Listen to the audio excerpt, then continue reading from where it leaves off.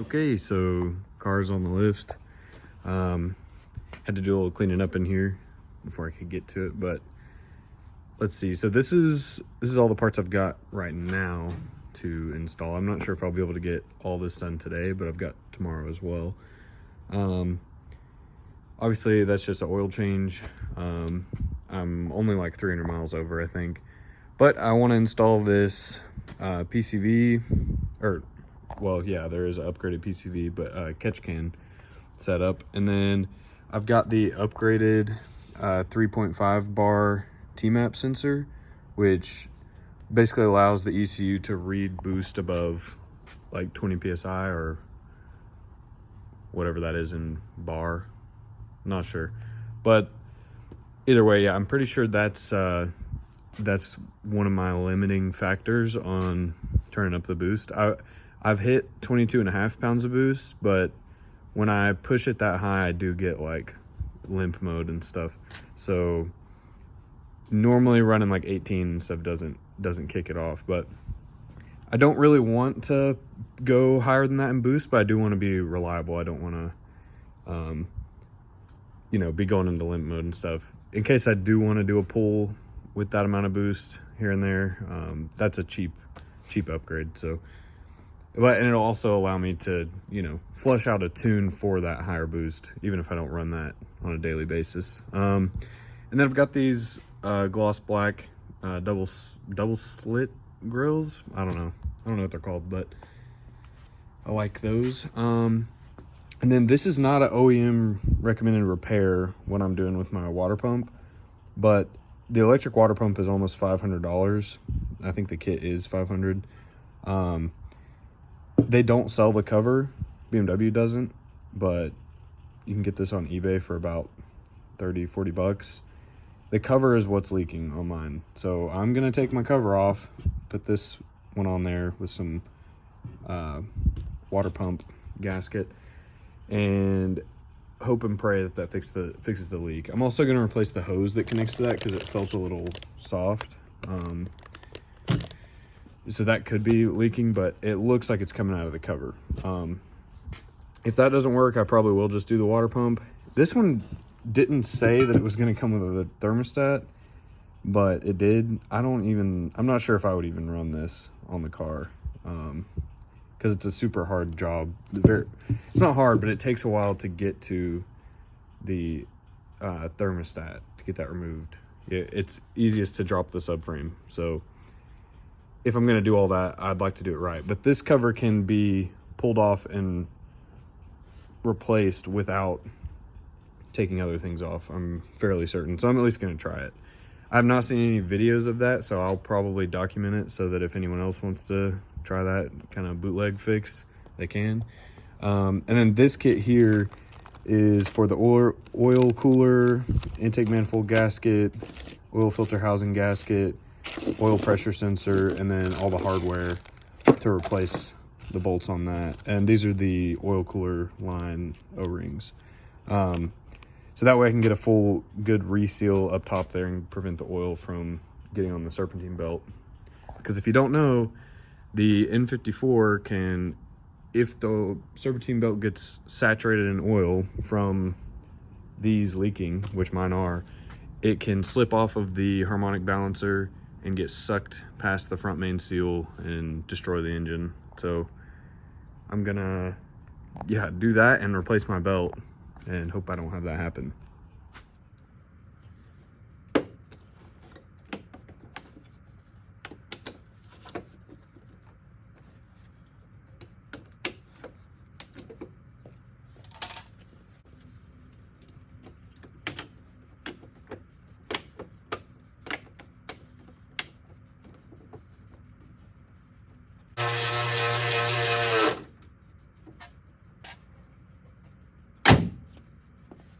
Real quick, I'm gonna go over the mods that have already been done to the car. I just did M3 control arms, which give the front a little bit more camber. I'm actually planning on doing some camber plates up front and adding another degree of negative camber to both front wheels. I'm at negative 1.8 degrees in the front, and I want to be at negative 2.5. But the rest of the alignment specs match let's see, it's like TK something. I read about it on a forum. I can't remember his name, but there was just a forum about like a street track kind of alignment setup. And so I had Doug at Eurospec kind of aim for those alignment points. So shout out to Doug, the goat. So we've got VTT silicone inlets. I've got a 5-inch VRSF intercooler. I've got the upgraded charge pipe with a tile blow-off valve. And then I've got the Vargas hybrid, let's see, they're like GC hybrid 2.0 turbos. They're stock, I think they're stock size or maybe slightly larger. I think that they're stock size, and then they have a slightly different like impeller angle or something like that. I did not put those on it. They were on there whenever I got it, so I don't know all the specs of it. I think they've only got about 50,000 miles on them, or like 40 or something like that. The car's at 153. I think they were at just after 100,000. So that should be good for a while. But yeah, I know they are upgraded from stock, so that's good. They can make a little bit more boost, I assume. I don't know. I should look into the details on that. And then it has Index 12 injectors, and that's about it. JB4 tune. I did do the burger style cabin air filters, just to get those out of the way. The JB4 modules in here. I believe that's it. So yep, flicked. They are Vargas GC Light Hybrid Turbos. And then, I also forgot to mention I have the catless downpipes. I think they're VRSF as well.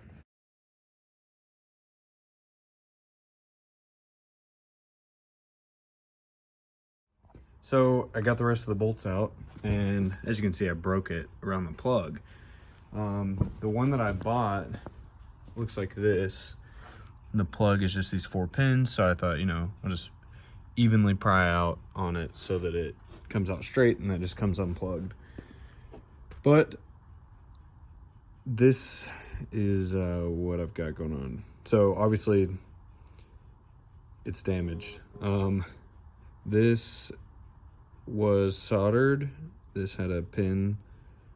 The end of this pin is soldered to, actually it looks like all 4 of the pins were soldered into the water pump, and they all broke.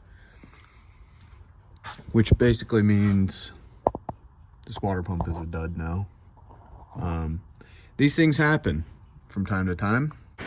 Okay, I don't know who it was that told me you had to drop the subframe to do the water pump. Probably Andrew, but I pulled the sway bar out, and that's it. I pulled the sway bar out and then just disconnected it. Unbolted the thermostat housing right there from the water pump, and then I took the 3 bolts out of the water pump right there. You can get to the top one with a swivel. It's just it's kind of a pain, but sorry, I was trying to get the light on it. So it's those 3, and they're like E12s, and you have to get the top one with a swivel and a couple extensions up. You got to go over these hoses, and then it's right there. You can see where it bolts in. But yeah, this is the old water pump. Obviously the cover is not replaceable. I tried, I thought I was slick. But yeah, I just like ripped the pins out of there. So that's a Continental, and I'm actually going to be the test dummy and see if the Duralast water pump will last.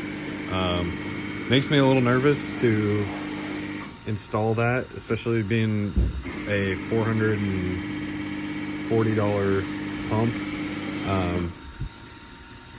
So hopefully, I don't know, hopefully it holds up, but we'll see. I couldn't find many reviews on it. All right, so this is actually a pretty frustrating find, but if you see here, this hose that goes to the top of the water pump, the clamp was on there so tight that it cut into the hose, and that is where it was leaking and running down the front of the pump. So that pump may not, I mean, it looked like it was leaking out of the cover, but I think that's where the majority of the coolant was coming from. So one, I gotta find a piece of hose to replace that, but also I'm gonna be, it's too late now, but that would have been nice to have found and tried to fix that first. Okay, it's a little loud in here right now, but I installed the new water pump, and I'm running the BMW's like automatic. It's got a built-in bleed procedure where it turns on the electric pump, and I'm just running regular tap water through it to kind of clean out some of the old coolant. And then I'm gonna put the intercooler back in and put the radiator drain plug back in. I'll take a little video and show the new parts in there, and kind of talk about what I ended up doing.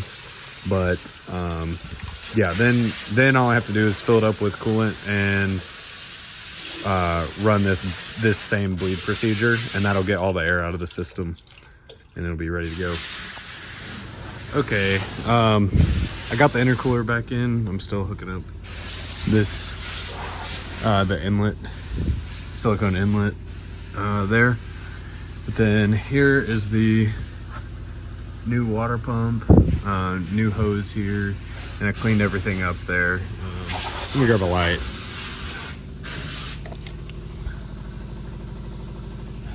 Devin's detailing Andrew's E90 over there. But yeah, there's the new pump, and I'm about ready to fill it with the new coolant. Okay, so it's the next day. I did go through and let's see, let me close this. I don't even know, there it goes.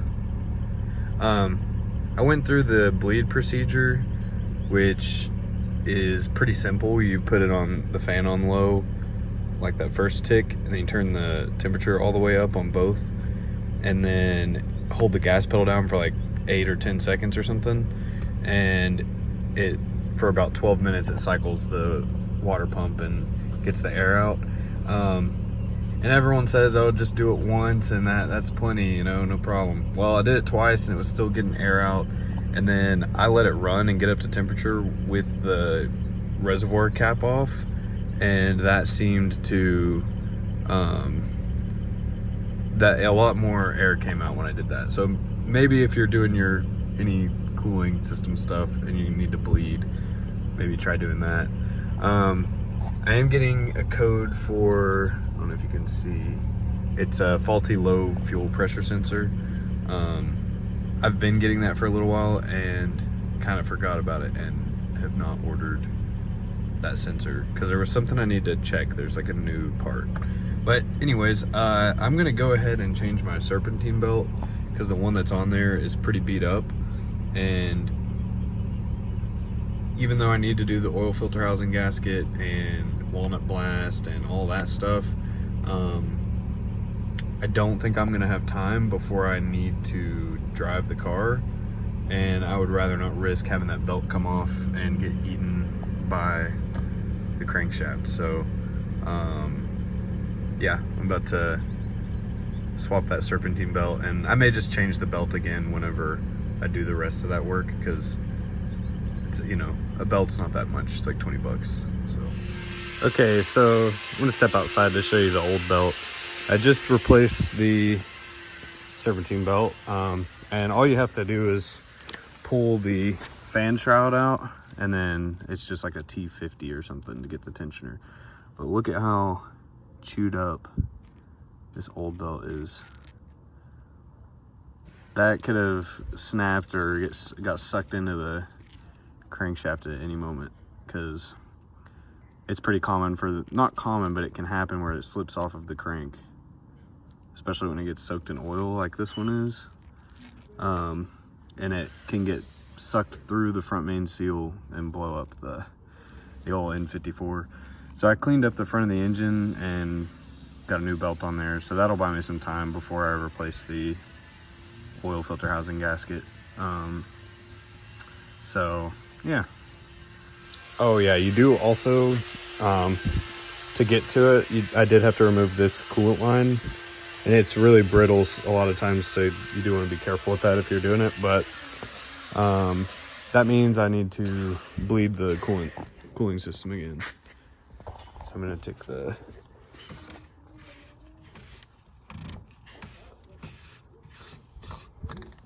cap off there.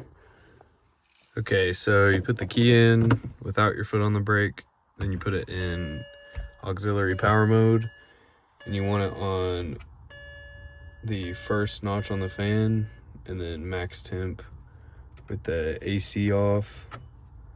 I don't know about these. I don't know if you have to turn these off, but I do think you have to have the AC off. And then you hold down the gas pedal for about 10 seconds. And there is some noise in the shop, so I don't know if I'll be able to hear it.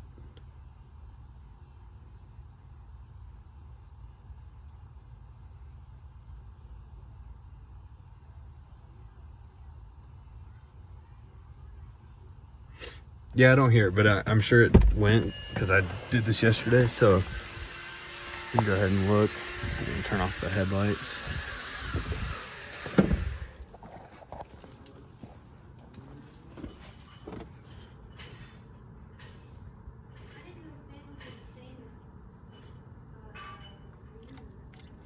Yeah, so there you can see it's squirting out there. So the pump's cycling and bleeding some of that air out.